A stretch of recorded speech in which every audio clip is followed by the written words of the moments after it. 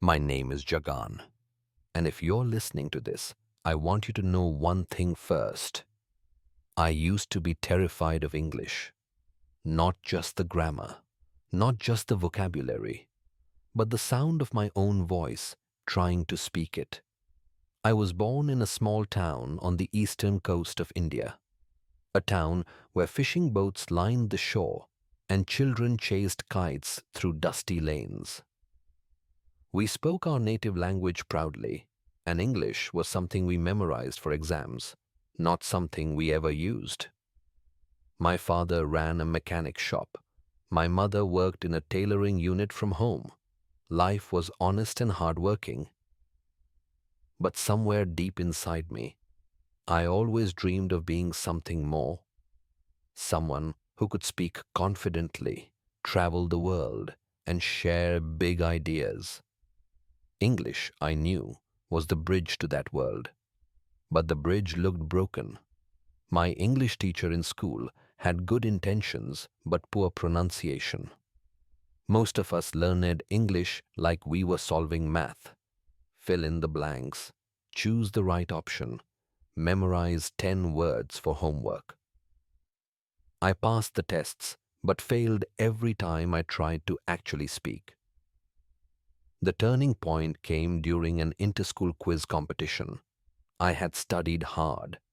I knew most of the answers. But the moment the mic came to me, my voice froze. I mispronounced environment so badly that the audience chuckled. My heart sank. I answered one more question, fumbled again, and sat down. I didn't just lose the quiz that day. I lost my confidence. For weeks, I avoided speaking in class. I avoided eye contact. I avoided mirrors. But one evening, something strange happened. I was alone at home, standing in front of the mirror, brushing my hair. And just out of nowhere, I whispered a sentence in English. It was clumsy, broken, and uncertain. But it felt powerful. The mirror didn't laugh. It didn't judge. It just reflected me, honestly. That night, I made a decision that would change my life. I was going to learn English by talking to the mirror every single day. It started awkwardly. The first week of mirror speaking felt ridiculous. Hello, I am Jagan. I like to read books. That was all I could say at first. I felt like a child learning to walk again. But the mirror was patient. Every evening after finishing homework and helping in the shop, I'd stand in front of that cracked old mirror in our room and talk to myself in English. My sentences were broken, my grammar was wrong, my pronunciation was off, but I was trying.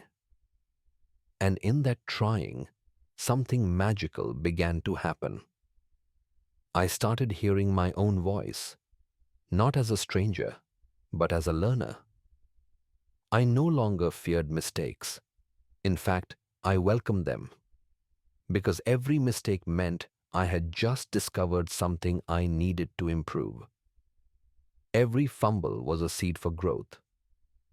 Soon, I began practicing small conversations with myself. Hi, how are you today? I'm fine, thank you. How was your day? Oh, it was good. I studied science and repaired 2 scooters. It may sound silly now, but back then, those tiny conversations made me feel like I was unlocking a superpower. To improve my vocabulary, I began keeping a notebook. Every day I would learn 5 new words, but instead of just writing meanings, I would use them in mirror conversations. Let's say the word was confident. I would look at myself and say, Jagan, you are confident. You can speak English confidently. You don't need to be perfect. You just need to be brave. It became a daily ritual. Mirror, speak, learn, repeat. After about 2 months, I noticed something incredible. I could speak entire paragraphs without freezing. I could express thoughts.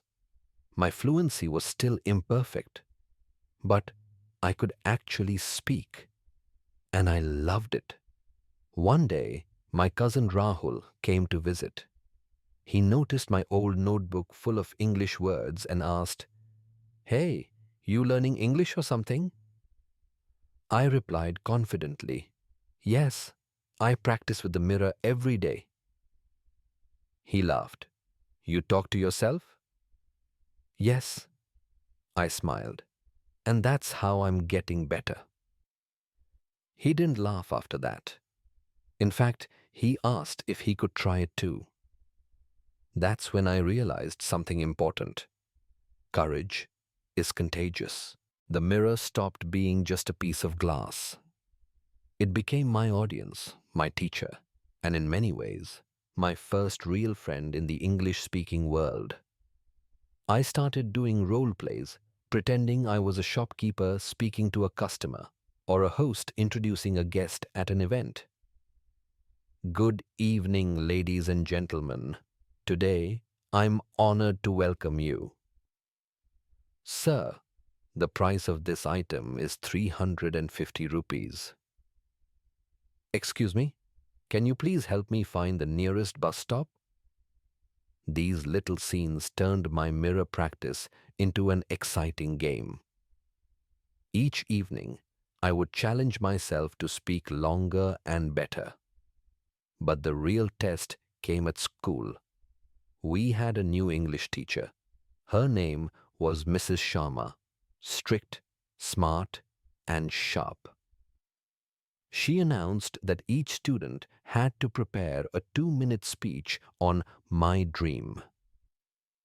The best speaker would get to represent our school at the district-level English event.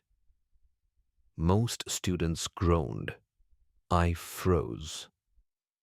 Then something inside me whispered, "You've already been speaking English every day. You're ready." So that evening, I practiced in front of the mirror. I have a dream to one day speak English so fluently that I can travel the world, meet new people, and help others learn too. Again and again, I refined it. I worked on my tone, my pauses, my expressions. I used everything I'd learned from talking to the mirror. The day of the speech came. My legs trembled as I walked to the front of the class.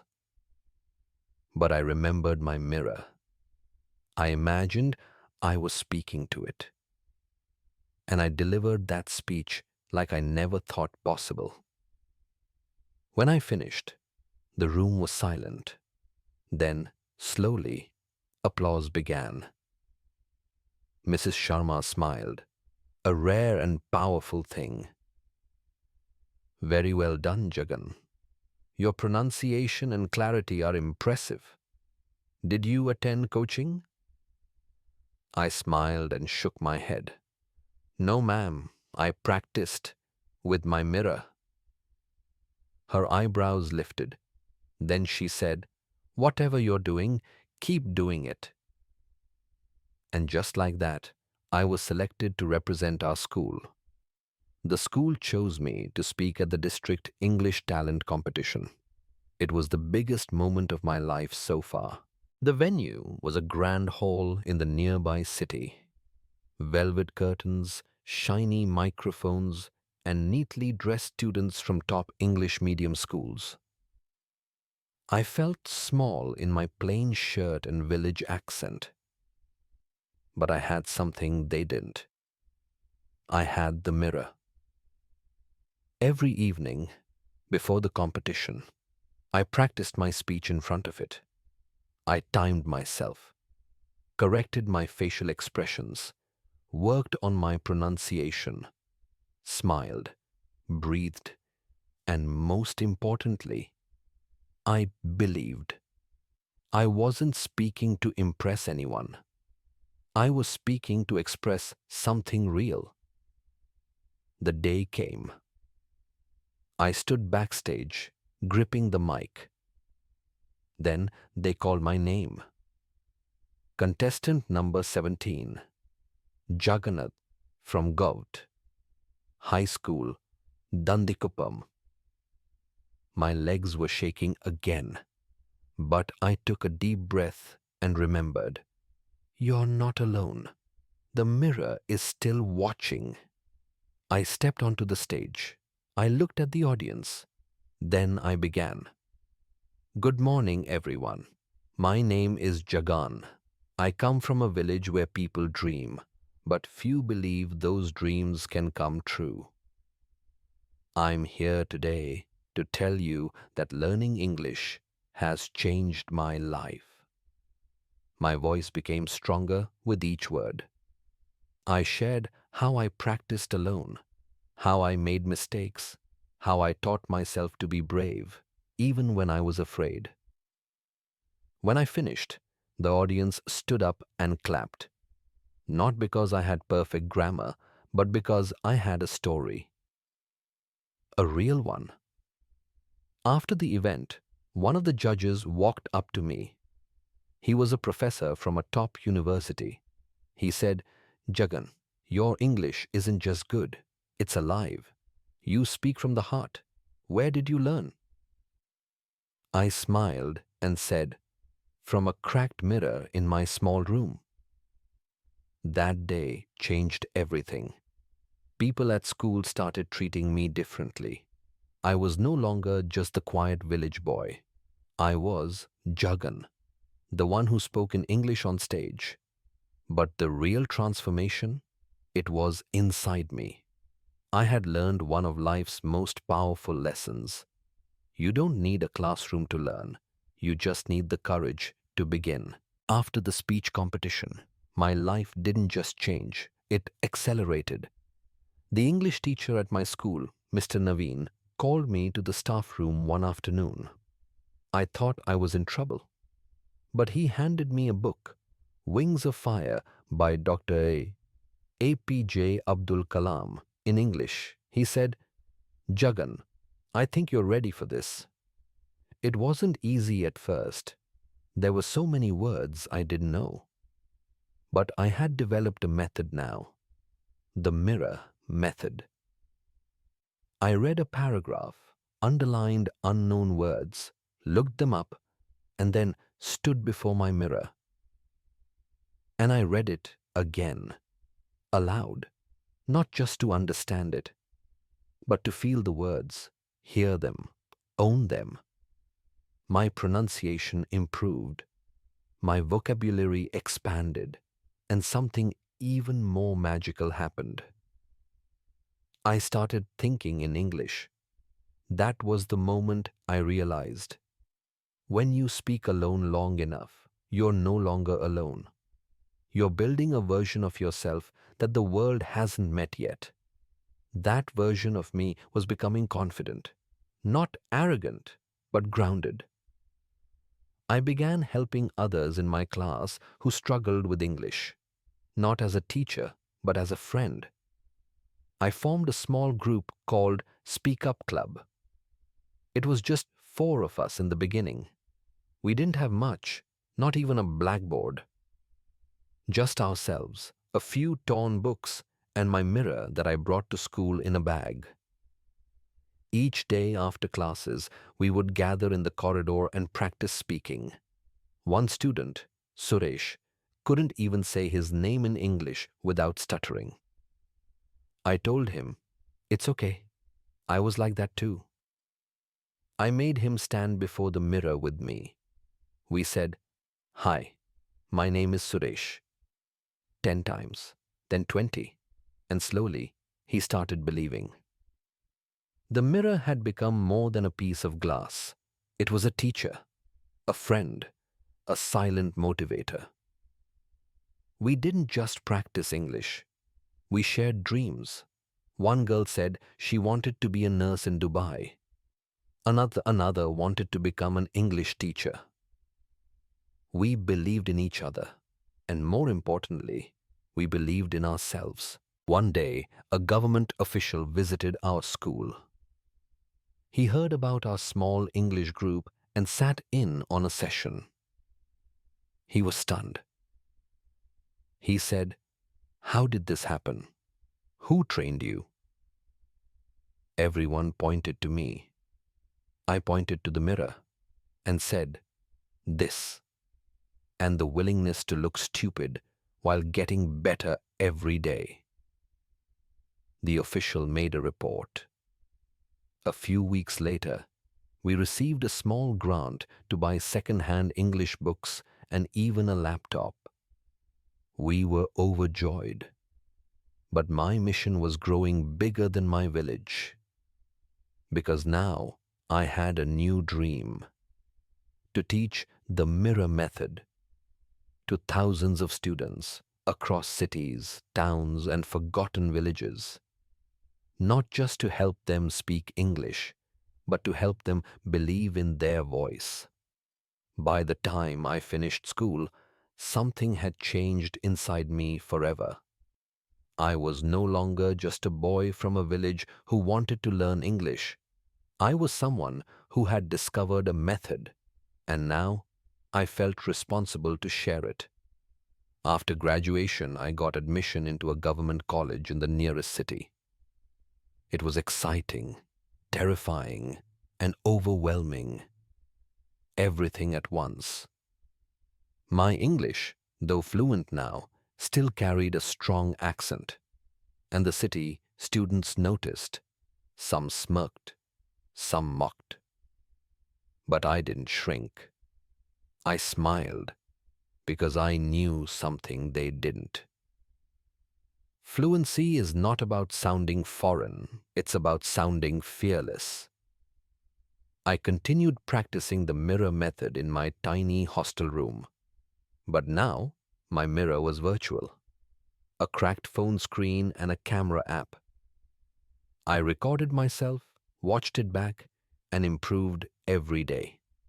Slowly, I began participating in college discussions, then debates, then anchoring small events.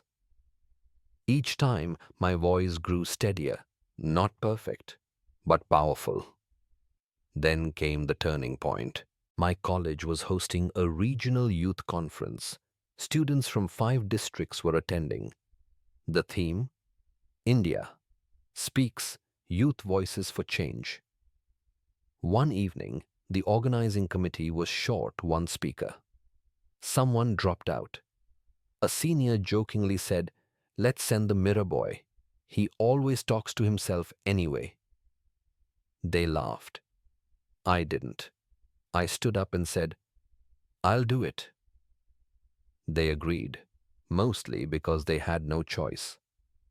That night, I prepared not just a speech, but a story. My story. On stage, I shared it all. The muddy floor. Classroom. My first silent whisper in the mirror.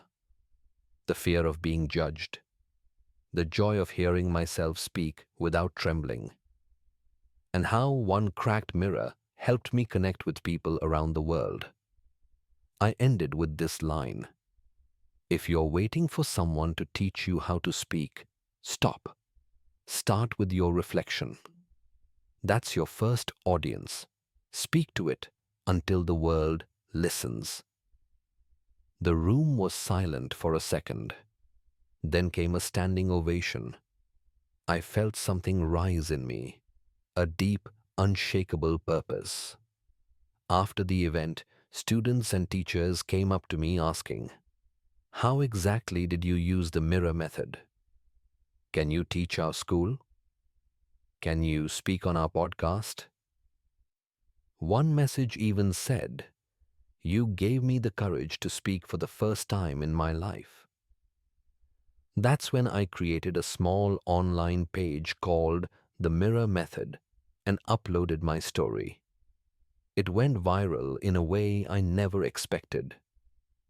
Within weeks, I had 20,000 followers, invitations from NGOs to train rural kids, a sponsor offering to support my workshops, and just like that, a method born in silence started echoing in classrooms, phones, and hearts across India.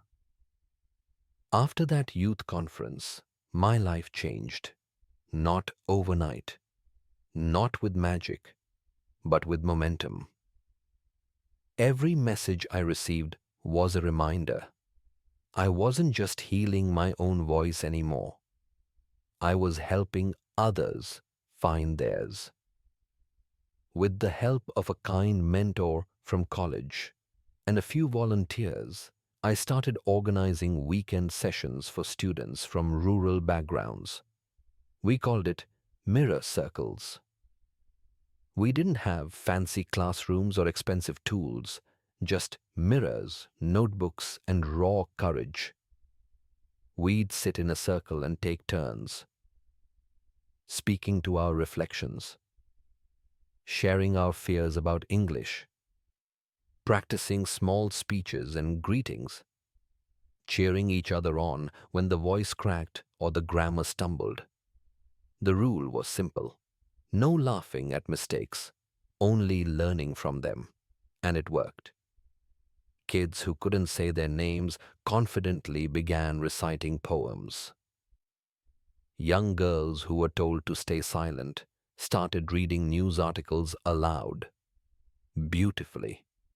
Some even began vlogging in English using borrowed phones. But success, as always, brings a test. A popular local coaching center heard about our mirror circles and decided to cash in. They started promoting mirror English courses, charging high fees for the same methods we shared freely. People got confused.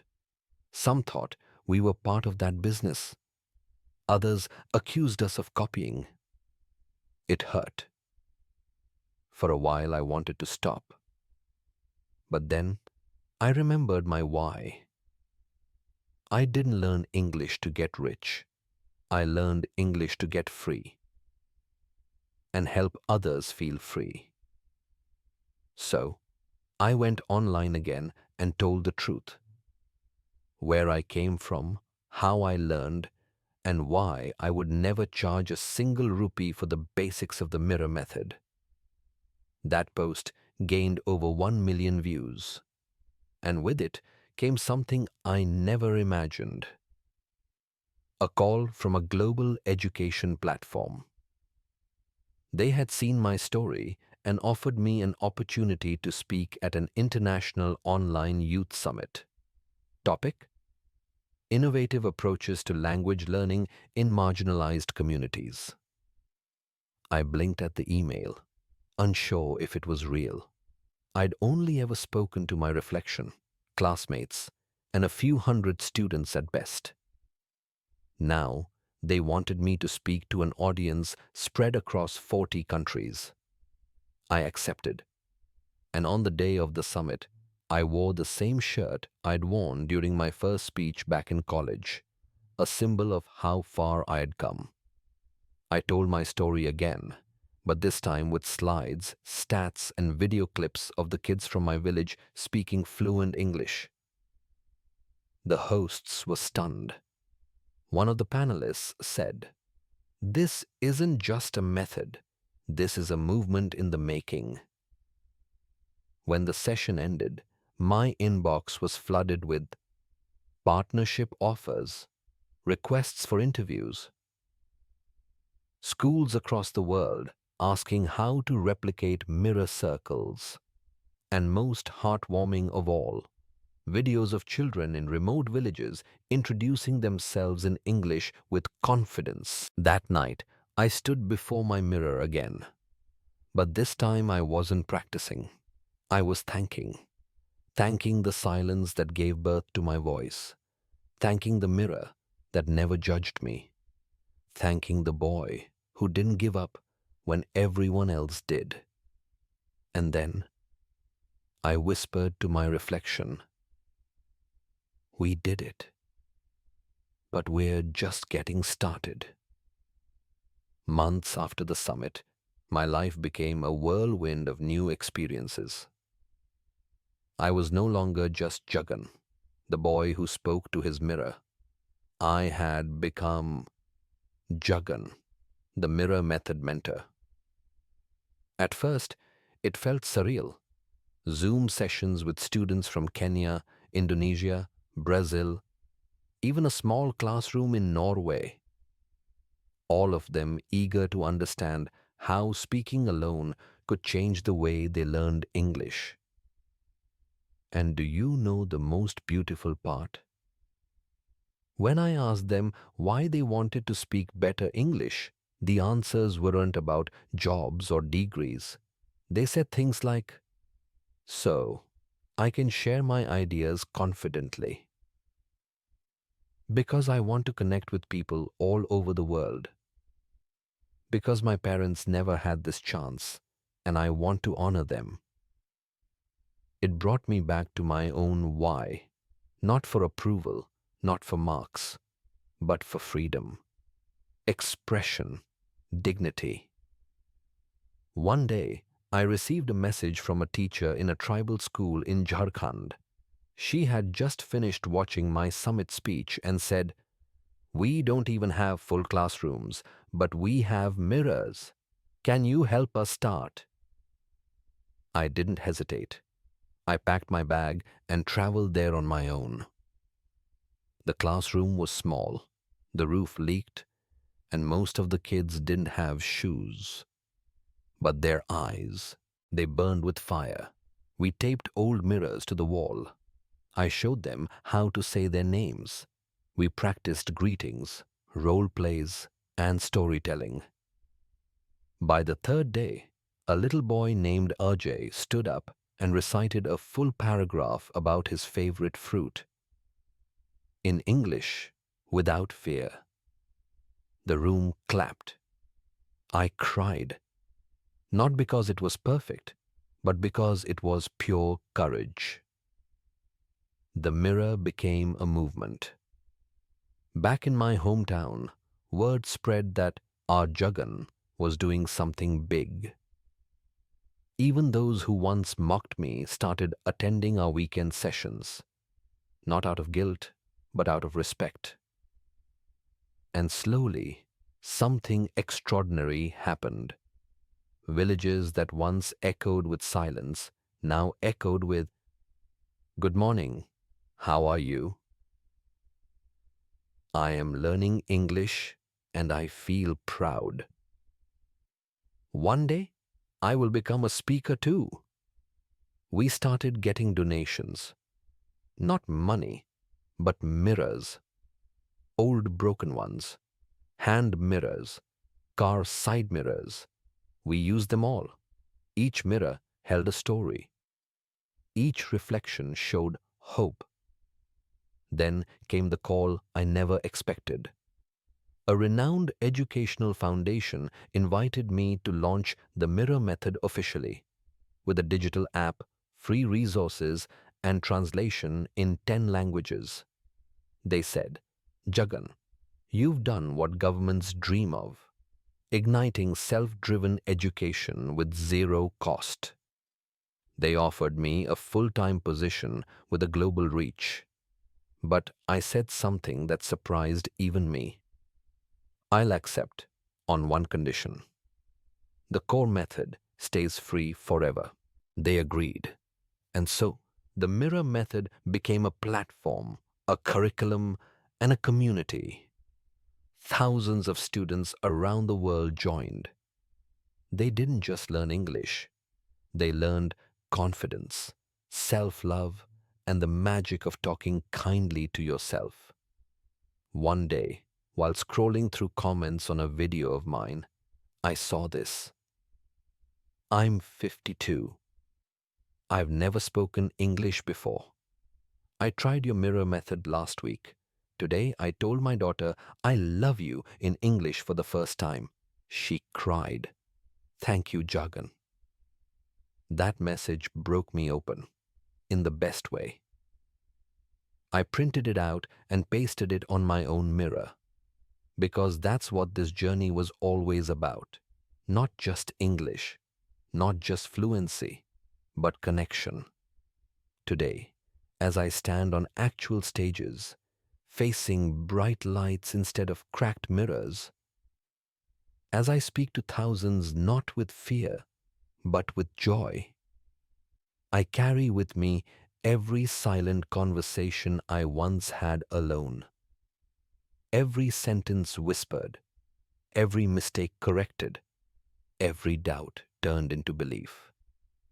Because the mirror taught me that the most important person you must learn to speak to is yourself. I once asked myself, can speaking alone in front of a mirror really change your life? Now I ask, how can we not start with a mirror when we teach English or self-belief? The story that began in a small village with a broken mirror and a quiet boy has now touched people I've never met. Kids, parents, grandparents from every continent have embraced the mirror method. And here's the best part. They don't need me anymore. They have become their own teachers. A visit back home. Years after I left, I returned to my village, not as a guest, but as Jagan, the guy who learned English by talking to himself. The school had painted a wall with my quote, "Your first classroom is your own reflection." It gave me goosebumps. Some of the children now lead mirror sessions on their own. The shy girl who once sat in the back, she now teaches her little brother how to practice storytelling in English. A boy named Mahesh started a Speak With Me corner at the market. My mom? She doesn't fully understand how far this journey has gone, but she smiles proudly and says, "My son teaches people how to love their voice." And that's enough for me. Building the bridge for others. I began working with schools, NGOs, even prisons. Yes, prisons, where young men told me, I lost everything. But when I looked in the mirror, I found my voice again. English became more than language. It became healing.